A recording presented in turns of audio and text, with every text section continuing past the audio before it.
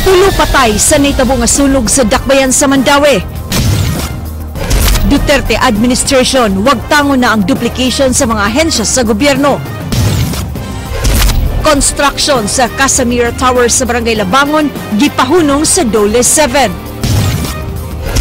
Baho sa Inayawan landfill, niabot na sa pribadong eskwelahan sa Mambaling.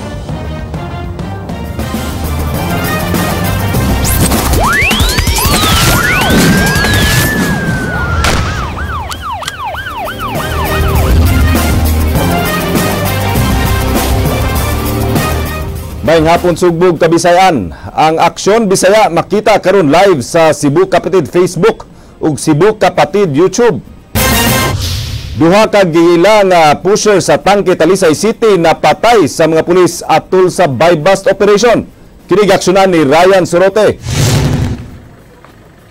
Usa ka buy-bust gipaygayon sa Talisay City Police alas 9 kagabi sa sitio Tunga, Barangay Tangke, Dakbayan sa Talisay. Target sa operasyon ang mga notadong mga pusher nga silang John Ray Verbasada alias Negro o Plapla Calapaz.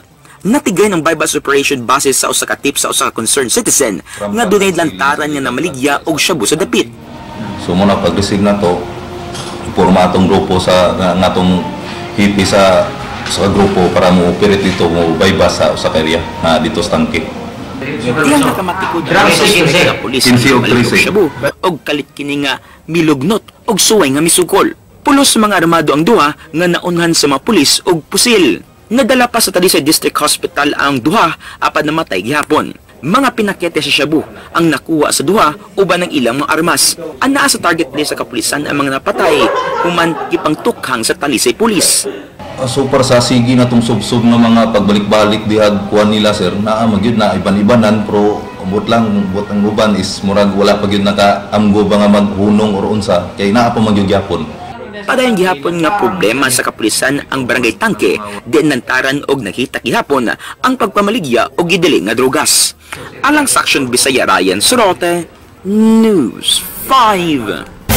Mga lugar nga naila pa nga nagpadayon sa pagpamaligya o gidili nga drugas gidad-an sa mga pulis og lungon. Lugar sa drug dealer nga si alias Jaguar, apil nga gisuroy sa kapulisan, dala ang usa ka purlon og lungon sa punerarya. Kini giaksyonan ni Leslie Caminado Vistil.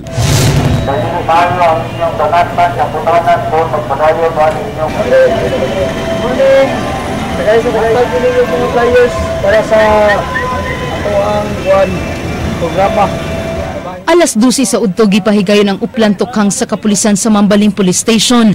Target sa mga pulis ang mga lugar nga way may surrender ug wala miundang sa illegal nga negosyo. Sa ilang gihimo nga operasyon tukhang, nagsunod sa patrol car ang usa ka porlon nga adunay sulod nga lungon.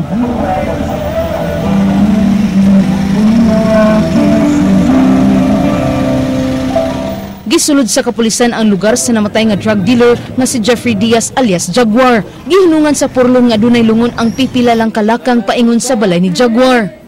Si Duterte ang presidente, si Lenin ang iyang bisi, patuloy laro sa CPET. Gikantahan usab sa mga pulis ang mga nagpuyo sa Dulho Fatima. Ang maong lugar ang usa sa nabiniog nga barangay nga naghitak ang gidili nga drogas. Matud pa ni Deputy for Operation Inspector Eugenio Teves, ilang gihapit ang dapit ni Jaguar tud kay base sa ilang impormasyon aduna pagyoy nagpuyo sa dapit nga wa moundang sa pagpamaligya og shabu. So ang among yun na kining barangay Dulho kay daghan pa man gyud. Although daghan lang ni surrender pero ang uban sad wa pa gyud mo surrender. Unya amo lang gipahingusgan ron kana kay ang uban ay mga user nga nibalik yun nga user sad nasa user nibalik sad. Ang nagpuyo dinhi nga si Tatay Domingo Ularde mipadayag nga iya panghunaw-naon kung maayo ba ang gihimo sa kapulisan. Timbang-timbangon pang yun na to kay sakto ba na ako dili kana tinuod kuan na para gina nga mahunong ng mga drugs. Sa kuan nga lungkaran. Kining tindira nga nagdumili sa paghatag siyang ngalan miingon nga makaayo ang gihimo sa pulis sa Kabatan-unan. Dalag lungon. Mayo. Makuan ko kay Igor mo kuno ninda. Kana katol mo. Sa ulo. Mayo dai sa Kabataan. si Inspektor Olarde adunay panawagan sa wa pamiundang sa pagpamaligya og shabu. Ang akong panawagan nila katong mga user kinahanglan mundang gyud sila aron ang atong lugar malinawon hasta ang mga pusir, mga drug pusir, no? Kay ug way drug pusir wa sa user. So aron malinawon ang atong lugar, wala nay krimen, wala nay kawat, atong awagon sila nga mundang na lang gyud sila. Kay ug di sila muundang, tiyag nay may tabo nila nga dili maayo. Alang sa Aksyon Bisaya, Leslie Caminade Vestil, News 5. Tulo ang patay sa naitabong sunog sa dakbayan sa Mandaue sa kaganihang buntag. Kini giaksyonan ni Ryan Sorote. Pasado alas 5 kaganyang sayo sa buntag, miulbo ang sunog sa balay sa mga wano sa may SB Cabahog Street, Barangay Ibabaw, Estancia, dakbayan sa Mandaue. Ginama sa kahoy ang balay sa mga wano, hinungdan nga mikatap ang kayo sa kasigbit ng mga balay. Ang mga nagbilar dool sa usa ka chapel ang unang nakamatikod sa sunog ug namukaw sa mga nangatog. 5 ka balay ang hingpit nga naugdaw samtang usa ang nakanan sa kayo. Kining balay Aida Wano as stated sa mga tao, kaya ko na ng kayo. Pero mapatay idea og din dapita. At pa ning i-imbestigahan karon. Gawas sa mga buhi, apil usab nga gipabakwit ang gihaya sa funeral chapel nga apil sa nasunog. Matod sa mga eyewitnesses, miaso ang aircon sa balay sa mga wano sa wa pa miulbo ang dako nga sunog. Mga palagi, wala kang likot kita sa uwan. Saan na sila ma'am? Yung mga igsoon. Pila din sila kabuo? Uwan pa na sila diyan. Apil po mo lang nakatawas. Si Aida na mo nakita na usara. So napay dugaan nga nakagawas pa sa iyang balay si Aida Uwano apan grabe kini nga napaso ug dali nga gida sa tambalanan. Wa na makagawas nga buhi ang igsuon ni Aida nga si Nestor sa 60 anyos ug Lynn uban sa iyang 16 anyos nga anak nga si Chris Lee. Nakagawas na sa balay si Nestor apan gituhuan nga na-suffocate kini sa aso ug nawadan sa panimuot hinungdan nga namatay. Nagtapat ang paig nga lawas sa inahan ug anak nga si Lynn ug Chris Lee sa usa sa mga kwarto sa balay. Matod sa usa ka residente, suway pa nilang gigisud ang balay sa mga wano, diyang naduhog niya nga dunay nagpatabang, apan naglisod sila pag-abli sa gate ug migdako na ang kayo. Wala, tingog ra, naman sa taas, ito sa tasod. Naman gate ya. Pag ingon na, naagay, nas taas ang tingog. Yan, sa gate, naman gate. Sige mga, nadi mamabli. Pag agay, kuwasan na ka. Wala na ginitingog. Alang sa Aksyon Bisaya, Ryan Sorote, News 5. Ang Department of Labor mi-issue na og stoppage order batok sa J.E. Abraham Lee Construction tungod sa pagkamatay sa usa ka trabahante nila dihang nahulpa ang yuta diin gitrabaho ang mga steel bar kagahapon. Matod sa DOLE, 4 ka mga violations ang nasupak sa contractor. Aniya ang report ni Jinky Rosit.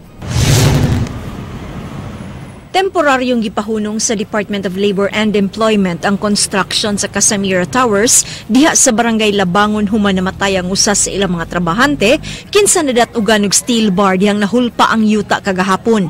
Sigun sa DOLE, kinsa inspeksyon sa construction site, 4 ka mga kalapasan ng ilang nadiskubrihan. Gibutyag ni Director Ezekiel Sarcauga, walay social welfare benefits ang biktima nga si John Eric Liera sama na lang sa SSS. Ikaduha, Y Construction Safety and Health Program ang maong kumpanya. Ikatulo, Y certification gikan sa TESDA ang ilang mga operators sa heavy equipment. Ug ikaupat, walay testing certificate ang ilang heavy equipment nga backhoe. Kami, we will try to, ang among concern sa construction is more on the safety, health, and the general labor standards, ang mga salaries and wages nila. That's why we came in there as looking after the safety and welfare of the workers. Ipatawag sa DOLE alang sa usa ka mandatory conference ang tanang partido nga nalambigit sa construction sa mong edipisyo aron paghatag og katin-awan sa hitabo ug aron makurihian ang ilang mga sayop. Whoever are involved there, developer, construction, so all parties concerned kay sa tag-iya, mao na say ultimately liable. Solidary man ang liability ug di makatubag ang kuan ang mga subcontractor or mismo ang contractor. The owner mismo is the ultimate risk pa accountable sa Sa maong insidente, dili lang dole mo ay mugukod sa construction company, kundi dili lakip na ang ahensya sama sa DILG, DTI, PRC ug TESDA. Kahinumduman nga kagahapon lang namatay ang usa ka welder human nga aksidente kining nahugnoan sa steel bar nga gitrabaho sa gitukod nga condominium sa barangay Labangon ning Dakbayan. Alang sa Aksyon Bisaya, Jinky Rosit, News 5. Kontraktor nga nagkaot sa nahugno nga foundation sa building walay excavation permit gikan sa City Hall. Kini giaksyonan ni Edwin Cañete. Kining building nga nagbarog mao lang ang adunay permit to demolish nga gi-issue gikan sa Office of Building Officials nga pinitsahan niya itong milabay nga tuig. Kagahapon, usa ka welder nga natabunan sa yuta og namatay human na hunlak ang yuta sa gikubkob nga foundation sa tukoron nga Casamira Tower Condominium sa Salvador Extension, Labangon, Dakbayan sa Subo. Sa pag-inspeksyon kagahapon sa Obo, nasaran nga walay permit for excavation for the foundation. Ang developer sa lugar din na hunlak ang yuta. That the permit issued last year was only for the demolition of the existing bodega. So we never had the idea and they continued by excavating in preparation for the foundation of the building. Gipaundang sa City Hall ang pagkubkob sa foundation alang sa tukoron nga building hangtod nga makakuha sa mga permit ang developer sa Cebu Landmasters Incorporated. Ang pagkaut sa foundation gihimo sa kontraktor nini nga GE Abraham Leaf Construction and Development Corporation. Matod sa Obo, miabot na og 6 ka metros ang gikaut nga foundation. Mahong sa inyo na-eroded ang soil kay wa kapugong ang sheet piles. Kay kanagong magkalot ka niya lalom na the pressure come in both sides naman na siya. So kato ang pagsakyanan ng kidi. Oo. Sa part na. But you cannot tell when accidents will happen. Sa pagkakaroon mag-atubang ang kontraktor sa kalapasan nga ilang nahimo nga miresulta sa pagkahugno sa ilang gitrabaho o kamatayon sa usa ka construction worker. Alang sa Aksyon Bisaya, Ed Cañete, News 5. Gisugdan na karon sa pagsusi sa Duterte administration ang pagwagtang sa mga nagduplicate nga mga ehensya sa gobyerno. Tumong niini ang pag-simplify ug pagpamenos sa proseso sa mga transaksyon sa mga ahensya sa kagamhanan. Kinigaksyonan ni Leslie Caminade Vistil. Posibleng wagtangon na ang mga government agencies nga dunay susama og tahas sa uban nga ahensya sa gobyerno.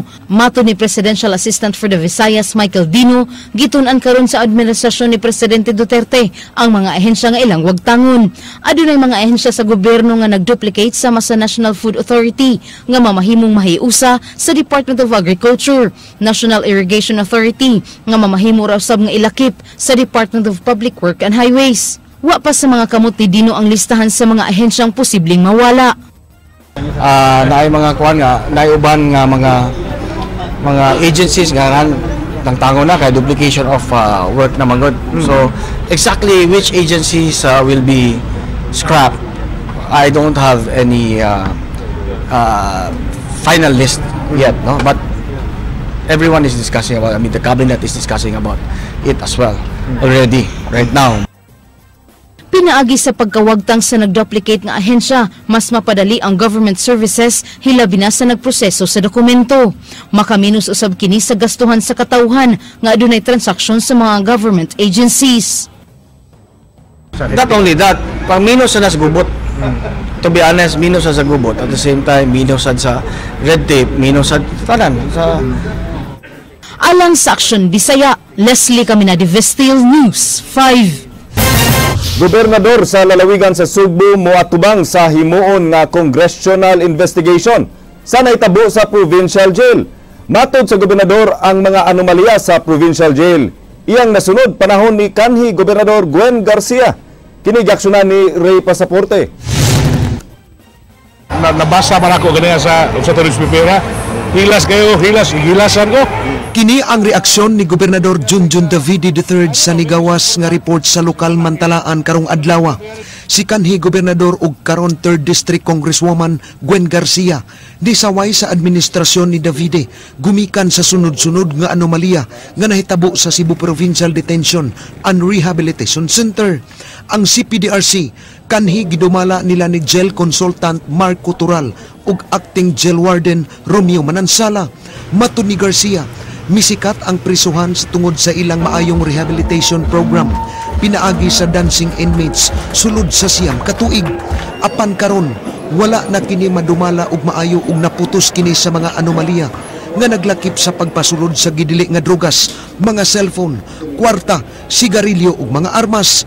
Lakip usab niini ang pagkamatay sa mga napulo ka mga binilanggo sulod lang sa usa ka buwan tungod sa mga sakit ug pagpuga sa duha ka mga binilanggo. Kagahapon si Garcia ni duso og resolusyon sa Kongreso aron ipaimbestigar ang CPDRC ubos sa pamunuan ni Davide. Si Manang nalimtad during her under her watch 133 inmates died, and there were 2 inmates that escaped and had to recover. But sige na lang, but I hope the public will see nga nanginkamot nga ato ni ayuhon gyud pag we are instituting reforms karon sa CPDRC. Matud sa gobernador, panahon pa ni Garcia ang droga sulod sa CPDRC, apan natabunan lang ang isyu tungod sa pagsikat sa dancing inmates. In fairness to her, Maito, but she did not see the dark side of CPDRC. The dark secrets of CPDRC, wala na. Kung saan gibuhat niya. Nakita na ito daan. Bakag-viral ito, mas materis ng jail dugay ng mga illegal. Kabahin sa congressional inquiry nga gipangayo ni Garcia, andam siya nga moatubang niini. I will gladly and willingly face the House inquiry if I'm summoned. No? Matod ni Congresswoman Gwen Garcia, dili angay si Davide nga malakip sa honor list sa DILG. May mag-apply ko na o mag-apply na sila may DILG may nagpili na tingali siya.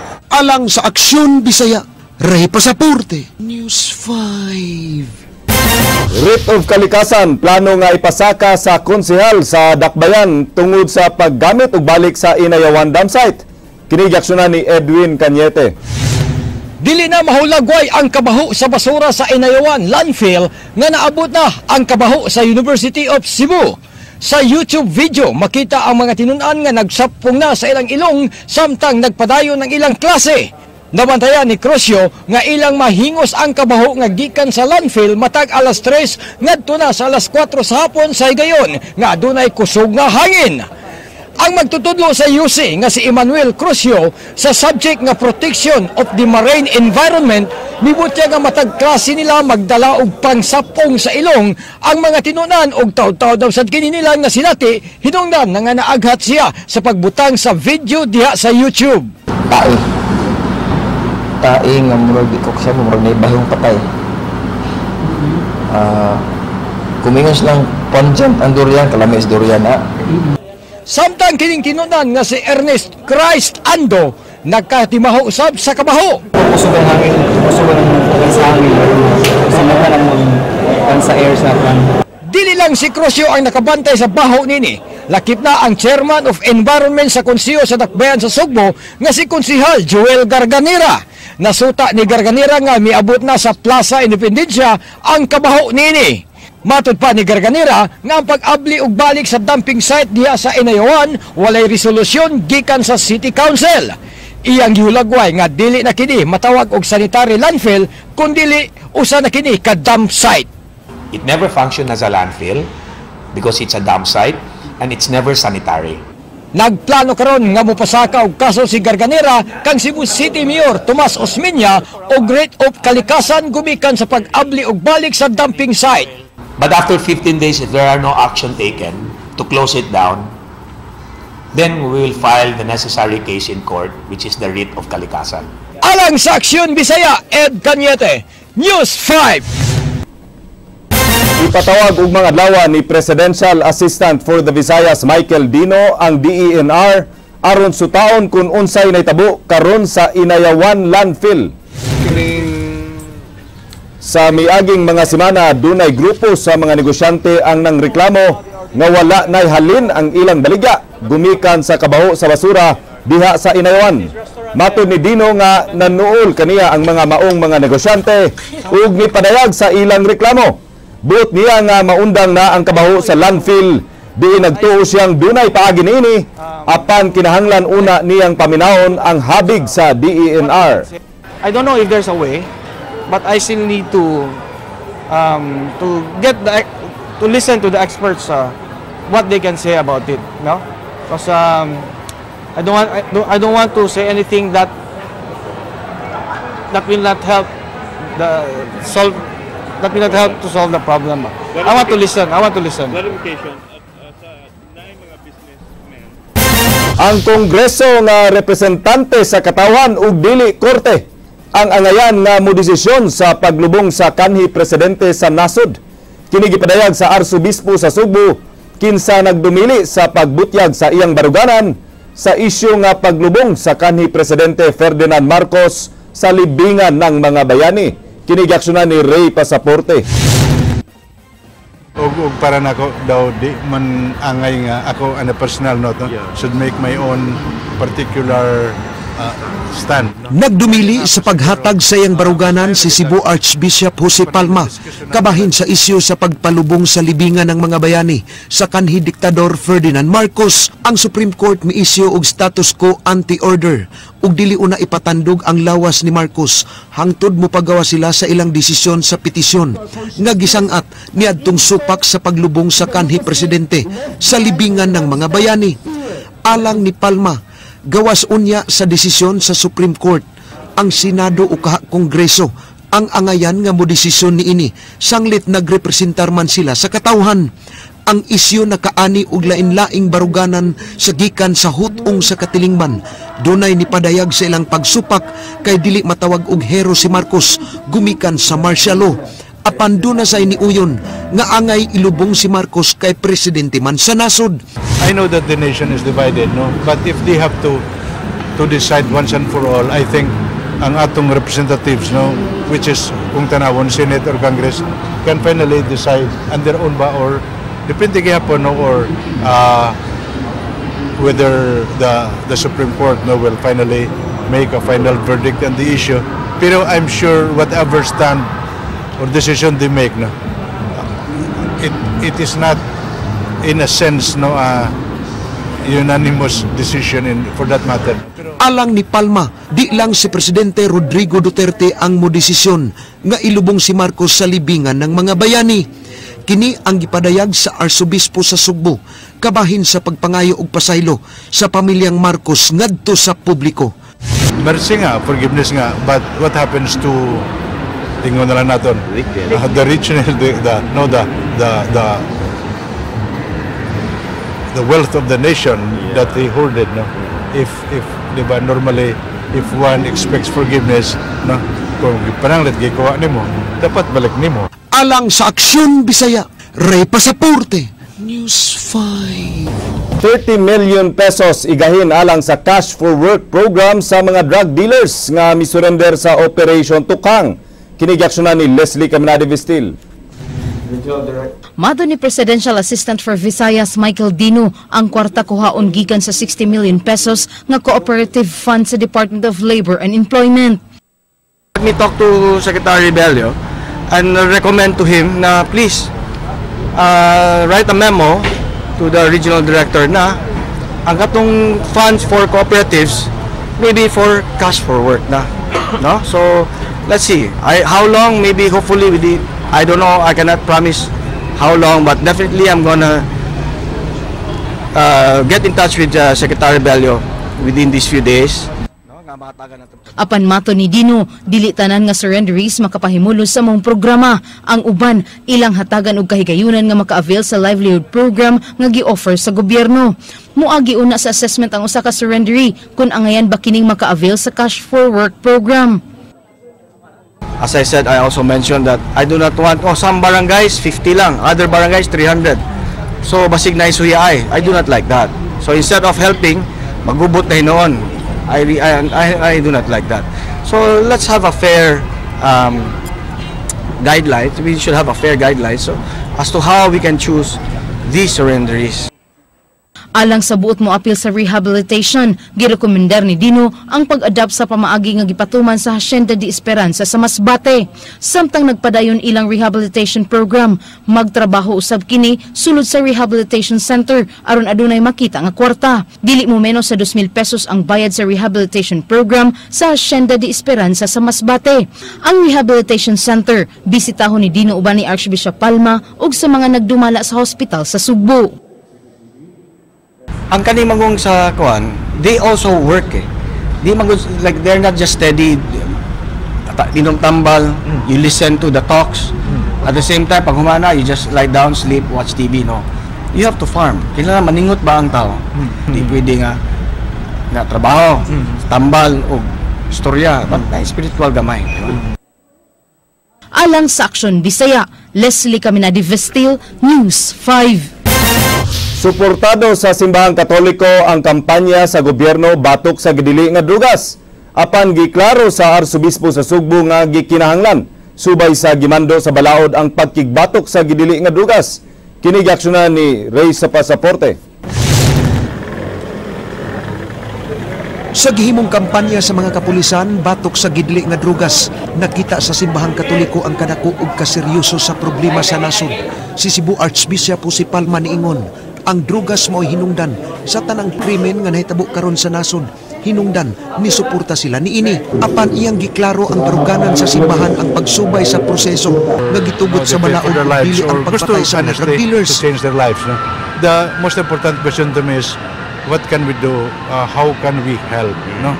And gipahibalo ni Palma nga nag-istorya sila sa Doros Company nga nagsugod kini sa pagpatukod sa rehabilitation center. Nang hinaot siya nga daghanon sa maong kumpanya ang pagtukod aron mapahimuslan sa mga tao buot magparehab. Kung tinuod gud nga willing mo change, no, mo drug user particularly, no, nga so kung matabangan ba kay successful ba ya, no, in the sense nga they started with around 15, no, after around several days ato nga drug user kuan naman, no, tested clean naman, no. Ibig sabihin yung through cleansing, of course daghang mga process, no, counseling. Gipahiba usab sa Presidential Assistant for the Visayas Michael Dino nga nitanyag kaniya si kanhi retired General Tiburcio Pusilero ug luna nga nimutang sa utlanan sa dakbayan sa Sugbo ug balamban aron tukuran sa rehabilitation center. Si Pusilero ang nangulo sa Kantipla Ecosystem Enhancement and Protection nga gitanyagan og stewardship sa 450 hectares nga forest site sa sitio Kantipla, Barangay Tabunan, Dakbayan sa Sugbo. Gidili ang pagtukod sa bisan unsa nga matang sa infrastructure sa maong lugar nga usa ka reforestation site. Kini kabahin sa 29,000 ka hektarya nga Central Cebu Protected Landscape nga gimando sa usa ka balaod. Gani ang DENR miisyu na og cease and desist order sa construction activities sa maong lugar. Matud ni Dino, gikinahanglan ang usa ka memorandum of agreement sa Department of Environment and Natural Resources kun DENR ug sa Kantipla Ecosystem Enhancement and Protection. 50 hectares ang ilang giplano nga katukuran sa rehabilitation center alang sa mga surrenderies. Sulod sa rehabilitation center, mahimong mananom ang surrenderies ug mahimo nilang mabaligya nga magamit usab niini sa pagbayad sa 2,000 pesos matagbuan sa rehabilitation center. I am paying for my own rehab through my work. No, all they have to do, as long as they want to be rehabilitated, we welcome them. We welcome them, but of course, kinalaman ta maghimo pa tag infra. So that's the reason why I'll bring aside from General Fusilero, I'm requesting Archbishop Palma to go with us. I'm requesting the 3 owners of hospitals to go with us, privately owned hospitals, and other stakeholders, no, to go with us. Alang sa Aksyon Bisaya, Ray Pasaporte, News 5. 63rd Infantry Battalion sa Philippine Army gikan sa Northern Samar gidala sa Holo, Sulu. Matud ni Brigadier General Alan Arojado sa Central Command, gimando ni Presidente Rodrigo Duterte ang pagpadala sa mga sundalo aron moabag sa pagbukod sa mga Abu Sayyaf.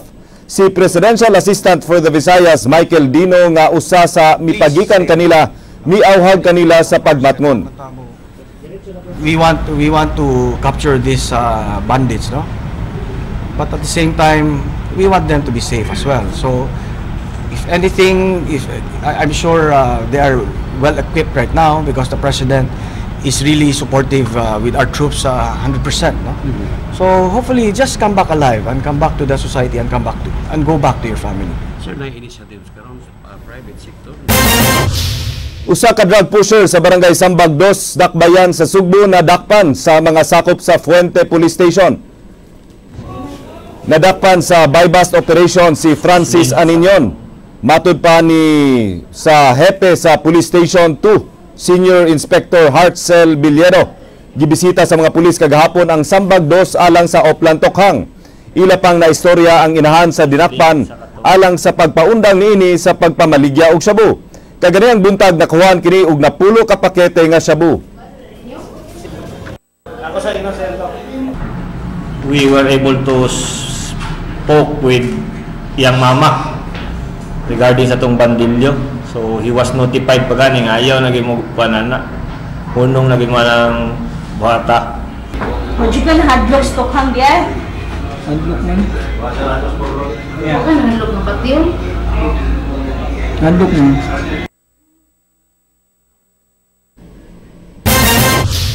Maugtad to mga balita sa Aksyon Bisaya, ako si Glenn Soco. Mga balita nga pundasyon sa ligdo nga opinyon o konkretong solusyon. Bisan asa, bisan kanusa. Kay di lang kutom sa balita, aksyon!